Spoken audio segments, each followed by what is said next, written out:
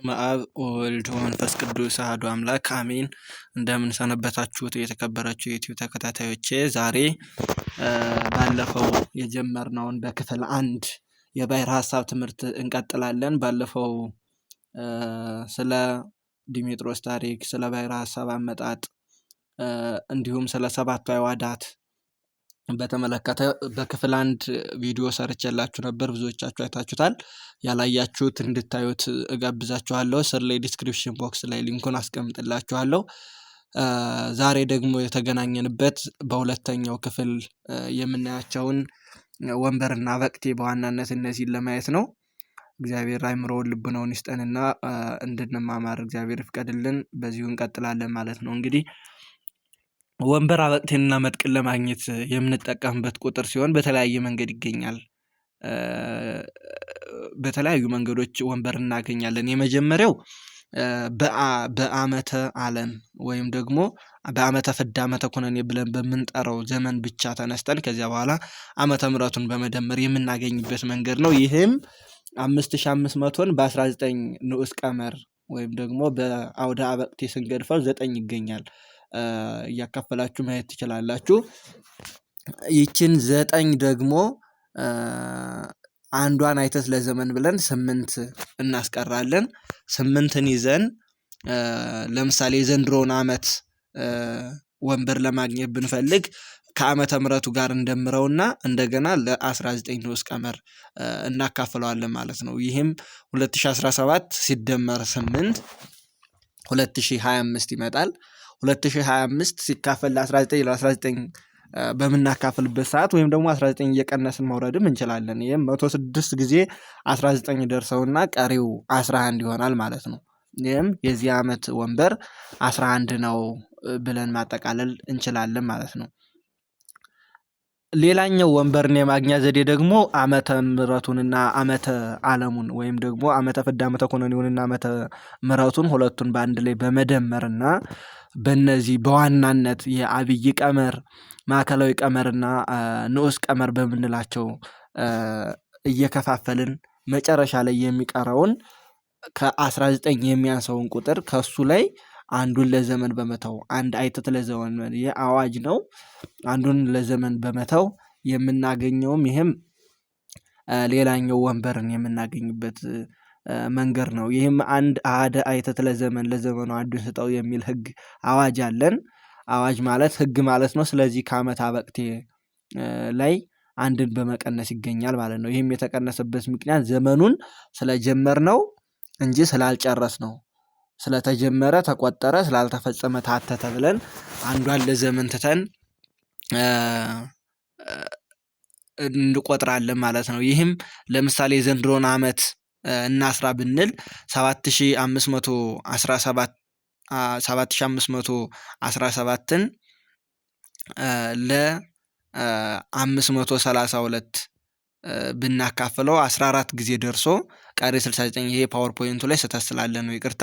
7517ን ለ532 ነው የምናካፍለው። ይህም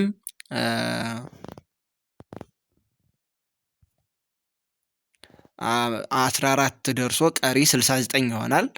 ይችን 69ን ደግሞ አሁንም ከ76 ባታንስ ኖሮ በ76 በማዕከላዊ ቀመር እንገድፋት ነበር። ግን ከ76 በታች ስለሆነች 69 ስለሆነ የቀረች 69ን በሶስተኛው ንዑስ ቀመር ወይም ደግሞ ንዑስ ቀመር ተብሎ በሚጠራው በ19 እንገድፋለን። 3 ጊዜ 19 ደርሶ 12 ይቀራል ማለት ነው። አንዱን አይተት ለዘመን ብለን ለዘመን አንዷን እንተውና 11 ወንበር የ2017 ዓመተ ምሕረት ወይም ደግሞ የ7517 ዓመተ ዓለም ወንበር 11 ወጣ እንላለን ማለት ነው። እንግዲህ ይህንን በዋናነት በባለፈው ቪዲዮዬ ከዚህ ፓርት በፊት ባለው ቪዲዮዬ ጥንተ አበቅቴና ጥንተ መጥቅን እንዴት እንደምናገኝ አሳይቻችሁ ነበረ። ከሱ በመነሳት አሁን ደግሞ ተከታዩ ዋናውን አበቅቴ እና ዋናውን መጥቅ እንዴት እንሰራለን የሚለውን ለዛሬ በዋናነት አበቅቴን እናያለን። በቀጣይ ቪዲዮ ደግሞ መጥቅን እናየዋለን ማለት ነው። እና አበቅቴ እንግዲህ ከጥንተ አበቅቴ ተነስቶ ነው የሚሰራው ማለት ነው። መጥቅም እንደዚያው ጥንታ በቅቴ ምንድነው የሚለውን በባለፈው ቪዲዮ እንደነገርኳችሁ አንድ በፀሐይና በጨረቃ በአንድ ዓመት ውስጥ ያለው ልዩነት ነው። ያ ማለት 11 ነው። ይህም ደግሞ በሌላ መንገድ ደግሞ ዲሜጥሮስ ከሌሊቱ 23 ከቀኑ 7 ሱባኤ ገብተህ እየው ባለው መሰረት የሌሊቱን 23 ሱባኤ ቢገጥሙት 23 ሲባዛ በ7 161 ይመጣል። ይህንንም በ30 ስንገድፈው 11 አግኝተናል። ይችም ጥንታ በቅቴ ተብላ እንደምትጠራ የተነጋገርንበት ቪዲዮ አለ። ከዚያ ተነስተን እንግዲህ ወደ አበቅቴ ስንመጣ አበቅቴ የሚለው ቃል አፓክቴ ከሚለው የግሪክ ቃል የተገኘ ሲሆን ትርጉም ተረፈ ዘመን ወይም ሰፍረ ሌሊት፣ ቁጥረ ሌሊት ማለት ሲሆን አበቅቴ ወርህ ተረፈ ፀሐይ እየተባለ ይጠራል ማለት ነው። እንግዲህ አበቅቴን ለማግኘት ሁለት ቀመሮች እንጠቀማለን በዋናነት። አንደኛው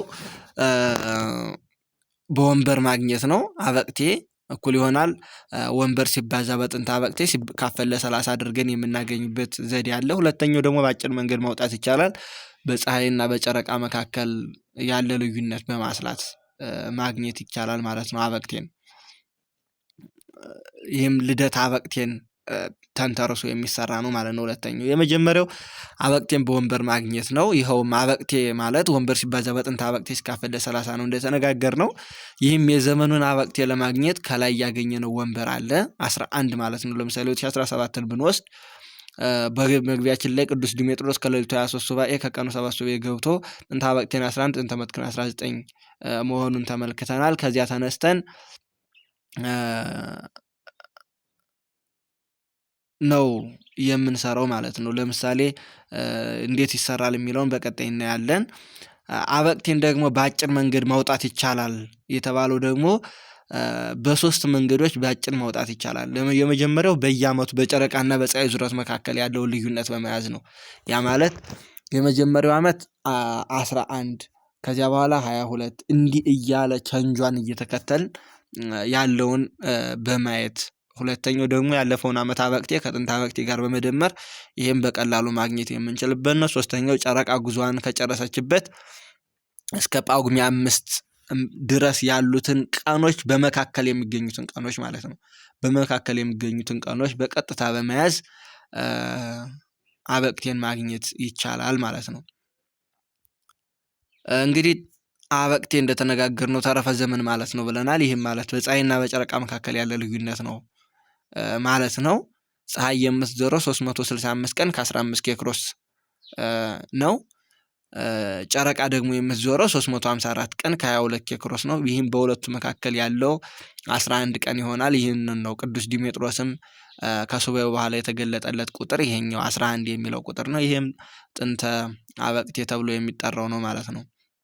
እና የመጀመሪያውን ለማየት ያህል በየዓመቱ በጨረቃና በፀሐይ ዙረት መካከል ያለውን ልዩነት በመያዝ ስለተባለው ማለት ነው።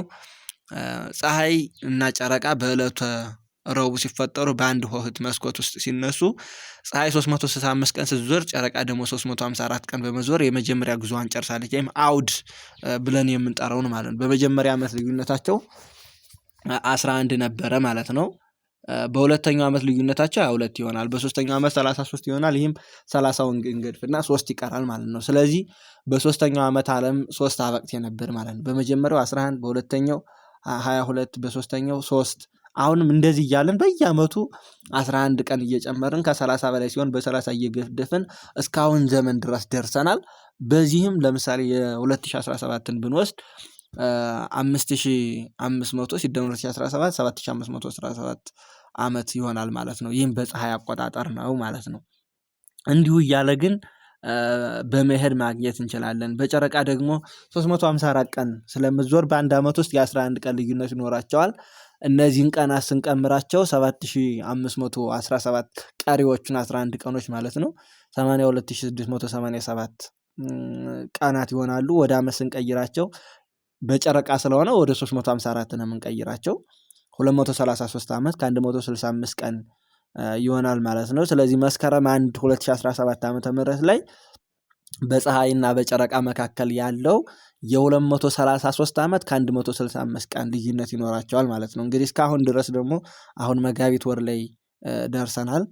ስለዚህ በእነዚህ ቀኖች ደግሞ ከ165 ቀን በላይ ጨምሮ እናገኘዋለን ማለት ነው። እና ከ7517 ጋር ስንደምረው ደግሞ ይሄንን ዓመት በጨረቃ ምን ያህል ዓመት ተቆጥሯል እስካሁን ድረስ የሚለውን ለማወቅ ማለት ነው 7750 ዓመት ሆኗታል ማለት ነው። በጨረቃ ምን ዓለም ከተፈጠረች ማለት ነው። የመሬት ዕድሜ ይህን ያህል ይሆናል በጨረቃ። በፀሐይ ደግሞ ዘንድሮ ያለንበትን ዓመተ ዓለም ማለት ነው 7517 ብለን መናገር እንችላለን ማለት ነው።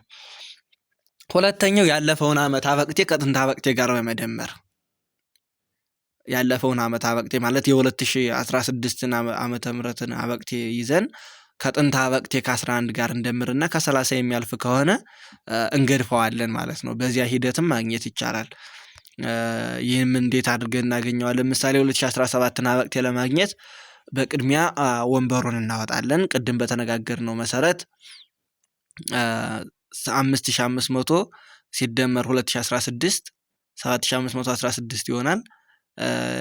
የ2016 ነው ማለት ነው ቅድሚያ የምናገኝ። 68 ከ76 ማዕከላዊ ቀመር ስለሚያንስ በ19 ንዑስ ቀመር ከፍለን 19 ንዑስ ቀመር ስንከፍለው 68 ሲከፈል 19 3 ደርሶ 11 ይቀራል። አዳይ ተትለ ዘመን ብለን ወንበሩን 10 እናገኛለን ማለት ነው። የ2016ን ወንበር ማለት ነው። አበቅቴ ደግሞ ወንበር ሲባዛ በጥንት አበቅቴ ነው። 10 ሲባዛ በ11 ስንት ይሆናል?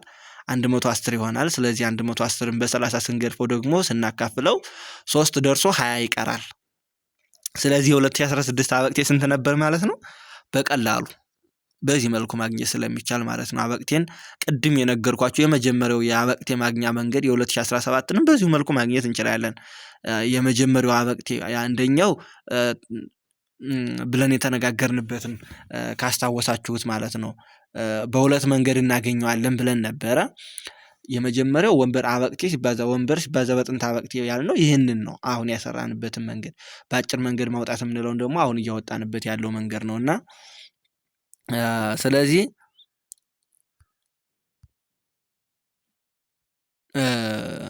እዚህ ላይ ስመጣላችሁ የ2016 አበቅቴ 20 ይሆናል ማለት ነው። በእነዚህ ቁጥሮች ፖዝ እያደረጋችሁ ቪዲዮ ማየት ትችላላችሁ እንዴት እንደተሰሩ። 20 ይሆናል። 20 ሲደመር ጥንት አበቅቴ ስንት ነው ብለናል? ለዲሜጥሮስ የተገለጸችለት ወይም ደግሞ በፀሐይና በጨረቃ መካከል ያለው ልዩነት ማለት ነው 11 ይሆናል ማለት ነው። ስለዚህ 11 ሲደመር 20 ስንት ይሆናል? 31 ይሆናል። ይህም ከ30 ካለፈ እንዳልኳችሁ በ30 እንገድፋለን። ስለዚህ 30 ስንቀንስበት 1 ይቀራል። ስለዚህ የ2017 ዓመተ ምህረት አበቅቴ ስንት ሆነ ማለት ነው? 1 ነው ብለን በቀላሉ በዚህ መንገድም ማግኘት እንችላለን ማለት ነው። ሌላኛውና ሶስተኛው በአጭር መንገድ አበቅቴን የምናገኝበት መንገድ ጨረቃ ጉዞዋን ከጨረሰችበት እስከ ጳጉሜ 5 ድረስ ያለውን በቀጥታ በመያዝ ነው።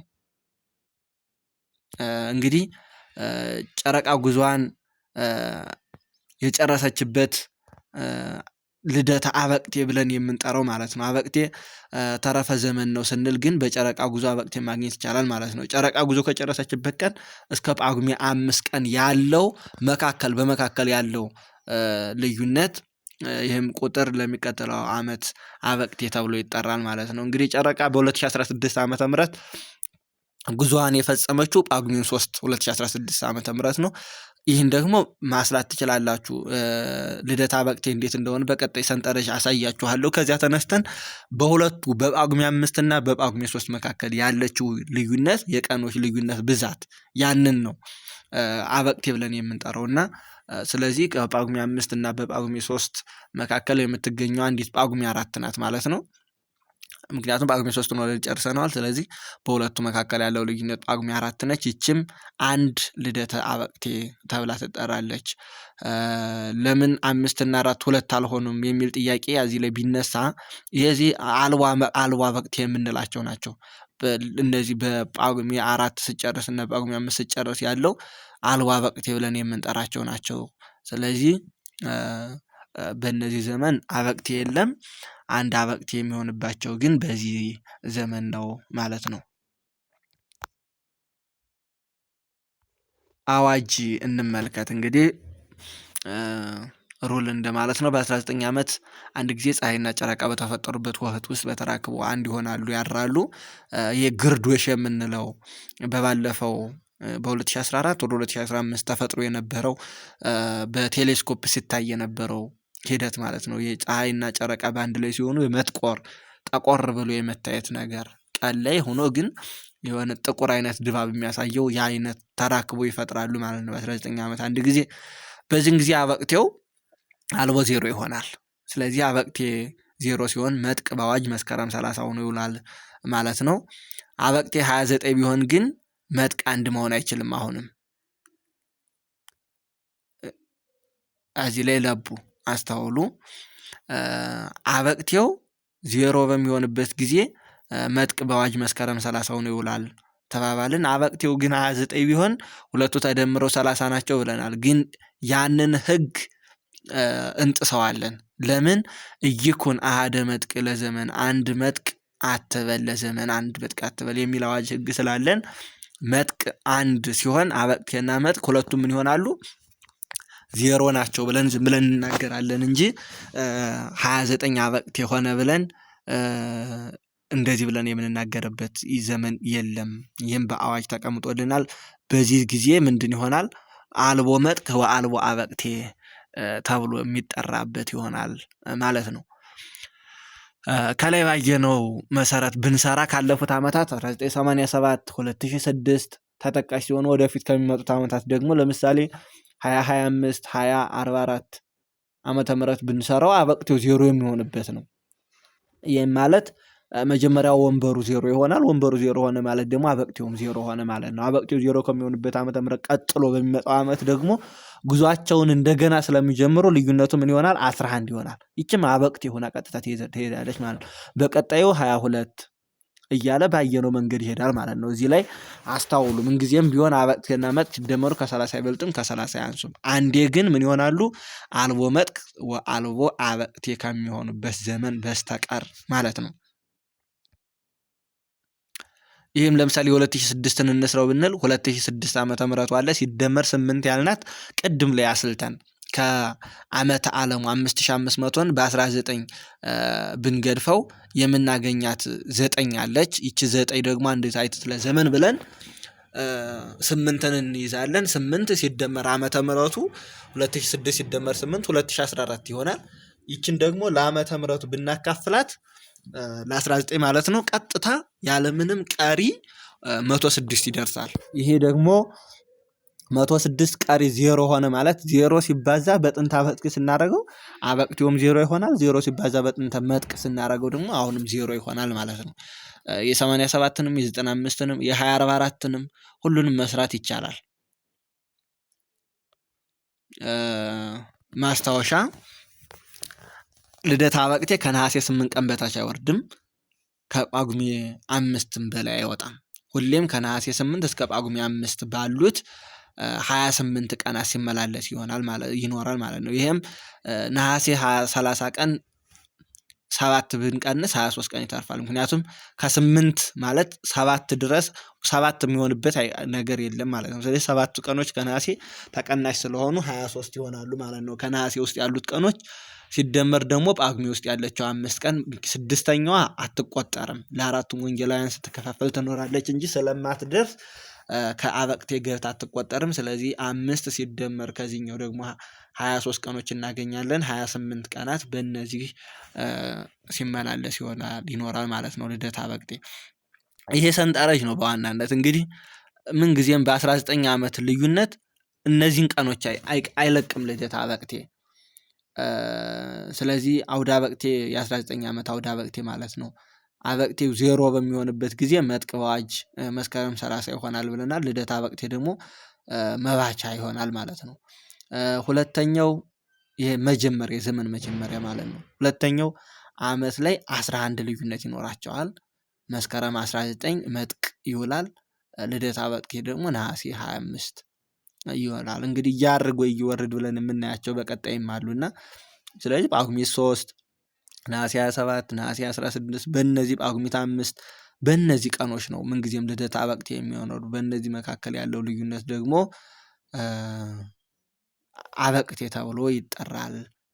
እንደተነጋገርንበት ቅድም ማለት ነው። እንግዲህ ሌላው አበቅቴ ለምን ይጠቅመናል ብለን ካነሳን በዋናነት አበቅቴ የሌሊት ቀመርን ለማግኘት ነው የምንጠቀምበት። መጥቅ ደግሞ ጾሞችን ለማግኘት እንደምንጠቀምበት ሁሉ አበቅቴ በዋናነት ከዕለትና ከሕጸጽ ጋር ተደምሮ ሌሊትን ያስገኛል። ይህም በየቀኑ ምን ያህል ሌሊት እንደሚያድር ሊቃውንተ ቤተክርስቲያን በቤተክርስቲያናችን በአዘክሮት የሚጠቀሙበት ዘዴ ነው ማለት ነው። እና ሕጸጽ ማለት ሐጸ ጎደለ ከሚል የግስ ግስ የተገኘ ወይም የወጣ ቃል ሲሆን ጎደለ ማለት ነው። ሕጸጽ ማለት ደግሞ ጉድለት ማለት ነው። እንግዲህ ይህም ጉድለት በፀሐይና በጨረቃ ዙረት መካከል ያለ ልዩነት ነው። ፀሐይ በየወሩ 30 ቀን ስትዞር ጨረቃ ግን አንድ ጊዜ 29 አንድ ጊዜ 30 እንደምትሆን በባለፈው በክፍል 1 ቪዲዮ ነግሬያችሁ ነበር። ስለዚህ ጨረቃ ከሁለት ወር አንድ ቀን በማጉደል ከፀሐይ ወደ ኋላ ትቀራለች። ይህንንም ሕጸጸ አውራህ እንደሚከተለው ይሆናል ማለት ነው። የመስከረምና ጥቅምት ወር ላይ አንዱ 29 አንዱ 30 ሲሆን አንድ ትሆናለች። እየደመሩ መሄድ ነው እንግዲህ የህዳርና የታኅሳስ እዚህኛው አንድ አለን ሲደመር አንድ ሁለት ይሆናል። የጥርና የካቲት 3 ይሆናል። ይህም ከመስከረምና ከጥቅምት አንድ ከህዳርና ከታኅሳስ አንድ የራሱ አንድ 3 እንደዚህ እያለ እስከ የነሐሴ 6 ሕጸጽ ይኖራቸዋል ማለት ነው። ሌላው አበቅቴ ለምን ይጠቅማል ከተባለ መጥቅን ለማወቅ ሁለቱ ተደምረው ስንት ናቸው ብለናል? 30 ናቸው። አበቅቴና መጥቅ ተደምረው 30 ናቸው ካልን ስለዚህ አበቅቴን ካወቅን መጥቅን በቀላሉ ማወቅ እንችላለን ማለት ነው። ማስላትም አይጠበቅብንም። አንዱ ከተገኘ አንዱን ማወቅ ስለሚቻል ማለት ነው። ከዚያ ውጭ ወንበሩ 0 ከሆነ ሁለቱም 0 ናቸው። በዚያ ውጭ ባለው ግን አበቅቴው ከተገኘ ሁለቱን ደምሮ ወይም ከ30 ቀንሶ 30 ሲቀነስ አበቅቴ መጥቅን ማስገኘት ያስችላል ማለት ነው። ሕጸጽን እንዴት እናገኛታለን ከተባለ አንደኛው ቅድም ባየነው መንገድ እናገኛታለን። ከየወሩ በፀሐይና በጨረቃ የምትገኘው ልዩነት። ሁለተኛው ደግሞ ከዚህ ላይ የተቀመጠ አንድ ቀመር አለ። ፀሐይ ከጨረቃ በአንድ ቀን በልጣ የምታበራው በአንድ ቀን ማለት ነው። በአንድ ኬክሮስ ከ52 ካሊት ከ31 ሳልሲት ነው። እና ይህም ሲተነተን በአንድ ቀን አንድ ኬክሮስ ማለት ነው። ያ ማለት በ30 ቀን ስንት ይሆናል? 30 ኬክሮስ ይሆናል ማለት ነው። በሁለት ወር ውስጥ ደግሞ 60 ኬክሮስ ይሆናል። 60 ኬክሮስ ደግሞ አንድ ቀን ይሆናል ማለት ነው። ስለዚህ የመስከረም 30 ኬክሮስ እና የጥቅምት 30 ኬክሮስ እንደምራቸው 60 ኬክሮስ ይሆናሉ። ይህም 60 ኬክሮስ አንድ ቀን ስለሆነ አንድ ሕጸጽ እናገኛለን። ከህዳርና ከታኅሳስ ከጥርና ከየካቲት እንደዚህ እያለን እየደመርን ስንሄድ ሕጸጽን ማግኘት ይቻላል ማለት ነው። አበው ሊቃውንት ደግሞ ሕጸጽን በሌላ መንገድ ያወጧታል። ይህም የመስከረም ወር መዓልቱ 30 ነው። መዓልቱ ቀኑ ማለት ነው 30 ነው። በአንዱ ሱባኤ ስንገድፈው ያ ማለት በ7 ማለት ነው። በሱባኤ ስንገድፈው 4 ጊዜ ደርሶ በ7 ስንገድፈው 4 ጊዜ 7 ይደርሰውና ስንት ይቀራል? 2 ይተርፋል። ሌሊቱም እንደዚሁ ነው 30 ነው። ይህንንም በ4 ሱባኤ ስንገድፈው ወይም ደግሞ በአንድ ሱባኤ ስንገድፈው 7 አንድ ሱባኤ 7 ቀን ነው። 4 ጊዜ ደርሶ 2 ይተርፋል። የመዓልቱ 2 እና የሌሊቱ 2 ሲደመሩ ስንት ይሆናሉ? 4 ይሆናሉ። የጥቅምቱንም እንደዚሁ ይገድፉታል። ከሌሊቱ 2 ከቀኑ 2 አጠቃላይ 4 የጥቅምት 4 ሲደመር የመስከረም 4 8 ይሆናል።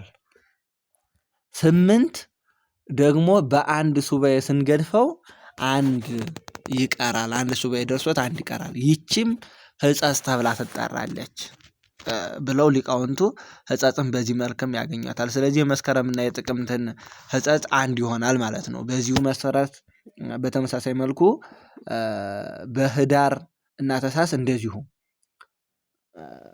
አንድ ሕጸጽ ይገኛል ማለት ነው። ባገኘነው በቅድሙ መንገድ በመጨረሻ ሐምሌና የነሐሴ ሕጸጽ 6 ይሆናል። ያ ማለት እየተደመረ እንደሚሄድ እንደተነጋገርነው ማለት ነው። እና ማንኛውም ቀን ከሌሊቱ ጋር የተለያየ አቆጣጠር አለው። ቀኑ በፀሐይ ዙሪያ የሚቆጠር ሲሆን ሌሊቱ ግን ከላይ ያገኘናቸው አበቅቴን እና ሕጸጽን ከዕለቱ ጋር ደምረን ሌሊቱን እናገኛለን ማለት ነው።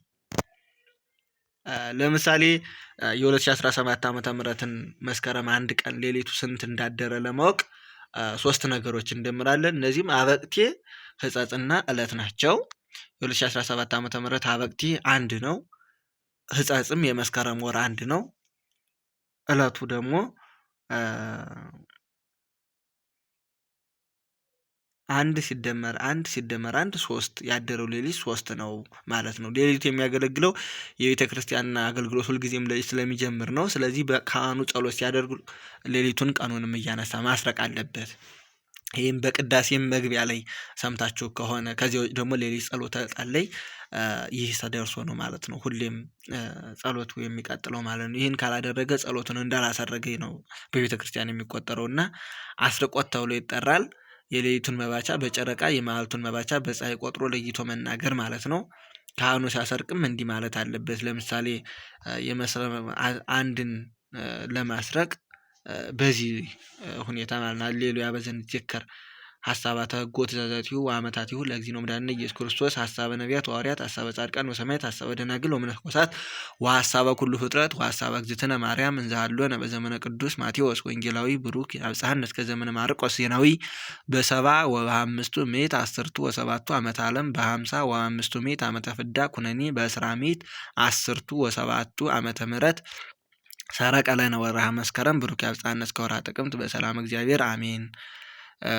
አዚያ በኋላ ቀኖችን ማለት ነው። ሰሉሱ ሰርቀ ሌሊት፣ አሚሩ ሰርቀ መዓልት፣ ረቡዕ ሰርቀ ዕለት ኮነ በዛቲ ዕለት ዘአቅረብነ ለከ አምሃ ስብሐት ያዕርጉ ለነ መላእክት ተወከፍ ለነ እግዚአ ስብሐት እግዚአብሔር ወይንም በእንተ ስመ አብ በእንተ ስመ ወልድ በእንተ ስመ መንፈስ ቅዱስ እንደ አካባቢው እንደተለመደው ያደርገዋል ማለት ነው። ከዚህ ቀጥሎ ካህኑ ኑዛዜ ሰጠው ዘመነ ማቴዎስ አለፈ ዘመነ ማርቆስ ተተካ ብለው በዓሉን ያውጃሉ ማለት ነው። የመስከረም አንድ አዘክሮት ነው ያየነው። ከዚህ በሌሎች ቀኖች ሁሌም ካህናቱ እያሰቡ ያዘክራሉ ማለት ነው። ይህንንም አሰላሉን ምናልባት ከካህናት አባቶቻችን ቀረብ ብለን መጠየቅ ይቻላል ማለት ነው። ዋናው አመጣጡን ግን በዚህ መልኩ መሆኑን መረዳት ይጠበቅብናል ማለት ነው። ለቡ ይችን እናስታውል። ሰረቀ ሌሊትን ለማወቅ አበቅቴ ሲደመር ሰረቀ መዓልት ሲደመር ሕጸጽ ነው። ይህም ሰረቀ ሌሊትን ያስገኘናል። ሰረቀ ወርህን ለማወቅ ደግሞ ሰረቀ ሌሊት ሲደመር ተውሳከ ወርህ አራት ናት። ምንጊዜም ይቺ ሰረቀ ወርህ ሲሆኑ በጥቅሉ አንድ ሌሊት ሶስት መስፈሪያዎች አሉት ማለት ነው። እነዚህም መዓልት ወይም ሰረቀ መዓልት ብለን የምንጠራው ሌሊት፣ ሰረቀ ሌሊት እና ጨረቃ ሰረቀ ወርህ ናቸው። እዚህ ጋር ሰረቀ ወርህ የሚገኘው ሌሊቱ ላይ አራትን በመደመር ነው። ሰረቀ ወርህ የሚገኘው ይህም የጨረቃ ተውሳክ ተብላ የምትጠራ ናት። አራት ሰረቀ ወርህ ማለት ጨረቃ የወጣችበት ሌሊት ወይንም ልደተ ጨረቃ ማለት ነው። ሁልጊዜም በሌሊቱ ላይ አራትን በመደመር ይገኛል። በሌላ አባባል ጨረቃን ለማግኘት አበቅቴ ሲደመር ሕጸጽ ሲደመር ሌሊት፣ ይሄ ሰረቀ ሌሊት ማለት ነው። ሰረቀ ሌሊት ተብሎ የሚጠራው ነው ማለት ነው። ሲደመር አራት ተውሳከ ወርህ ይሆናል ማለት ነው። በዚህም ሰረቀ ወርህን እናገኛለን። ሰረቀ ሌሊት ሲደመር አራት አድርገን ማለት ነው። ያው ሰረቀ ሌሊት የሌሊቱን የምናዘክርበት ማለት ነው። ምዕራፍ 4 መጥቅ ብለን ደግሞ በቀጣይ ክፍል የምናየው ነው። ምናልባት በአካል ተገኝታችሁ መማር የምትችሉ የደብረ ታቦር ዩኒቨርሲቲ እና አካባቢው ግቢ ጉባኤ ተማሪዎች እንዲሁም ማህበረሰቡ በደብረ ታቦር ዩኒቨርሲቲ ግቢ ጉባኤ ከሁለት ሳምንት አንድ ቀን አርብ እየተሰጠ ይገኛል። በቀጣዩም አርብ ይኖረናል ማለት ነው። መጋቢት 26 2017 ዓ.ም በአካል ተገኝታችሁ ከ11 ሰዓት ከ20 ጀምሮ የሚሰጠውን ትምህርት መከታተል ትችላላችሁ። ወስብሐት ለእግዚአብሔር ወለወላዲቱ ድንግል ወለመስቀሉ ክቡር። ይቆየን።